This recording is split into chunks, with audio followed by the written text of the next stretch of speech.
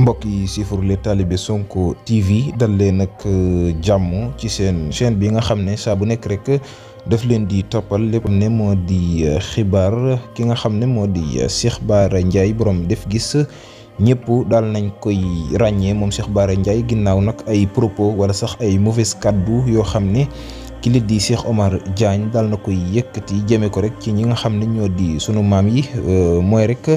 les tirailleurs sénégalais moom Cheikh Omar Diagne di wax ne rek ñoom nawloowu leen benn yoon waaye itam rek ñoom ay traître lañ maam daal ay reykatu nit lañ moom Cheikh Omar Diagne loolee la leen daal di traité ñoom ñi la di les tirailleurs sénégalais yi nga xam ne ñoo daal di faatu woon ca camp bu Thiaroye ci atum 1444 moom mi nga xam ne moo di Cheikh Omar Diagne nag kàddu yooyee def polémique bu baax a baax ci réew mi di Sénégal moom nag ginnaaw loolee ki nga xam ne moo di Cheikh Bara Ndiaye dal nay génn tontu ko nag sévèrement waaye itam ànd ak en colère moom Cheikh Bara Ndiaye di wax ne rek ki nga xam ne moo di Cheikh Omar Diagne jàngut amul xam-xam la ñu ko wax dañu koy nax moom Cheikh Bara Ndiaye mer ba futtu jëm rek ci ki nga xam ne moo di Cheikh Omar Diagne di wax ne rek moom 2004 2005 ca la daal di am bac ba muy am bac fekk na mu nekk li nga xam ne moo di mag kon jamono ji nag mënut a taxaw ci kanamu Sénégal yi di leen wax ne rek am naa fi ñaari doctorat nañ ko laaj ba xam yooyu la doctorat fan la ko daal di jëlee moom Cheikh Bara Ndiaye mu nekk nag ay révélation yoo xam ne ki la di Cheikh Omar Diagne yëkkati woon na ko rek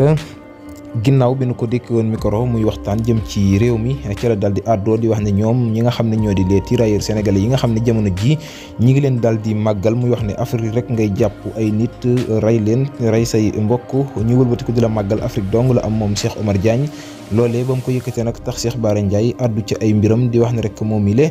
di Cheikh Omar Diagne amul xam-xam ma ngay wax ne dégg na 11 langues waaye nag bu ko Bassirou Diomaye Diakhar Faye càmbaree ba ca biir moom Cheikh Omar Diagne bu déggee français anglais leeru ko ba xam dégg na ko déet moom Cheikh Bara Ndiaye daal la muy sàkku moo di rek ki la di Bassirou Diomaye Diakhar Faye daal di enquête ki nga xam ne moo di Cheikh Omar Diagne mi bu ko enquêté 24 heures dana xam ne la muy woote nekkul ca moom waaye itam amul benn xam-xam boo xam ne rek war naa taxaw di waar Sénégal yi moom Cheikh Omar Diagne di wax ne rek moom Cheikh Omar Diagne dem bay wax ne ñii di tirailleurs sénégalais yi mooy ñi nga xam ne ñoo fi nekkoon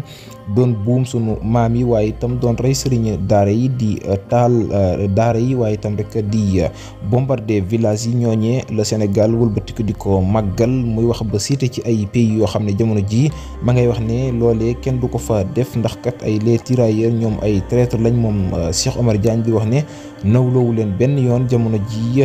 ku nekk xam na ne ci lu yàggul dara ki nga xam ne moo di Bassirou Diomaye Diakhar Faye daal nay amal ab liggéey bu am solo jëme rek ci ñi nga xam ne ñoo di rek les tirailleurs sénégalais loolee tax ki la di Cheikh Bara Ndiaye àddu jëm ca moom di wax ne la muy ñaan moo di Bassirou Diomaye Diakhar Faye daal di amal rek ab visite ci ay mbiram bu ko defee rek dana xam ne amul xam-xam la muy woote woon nekkul ca moom mu nekkoon nag lu doy waar ginnaaw polémique yi juddu jëm ci réew mi di Sénégal.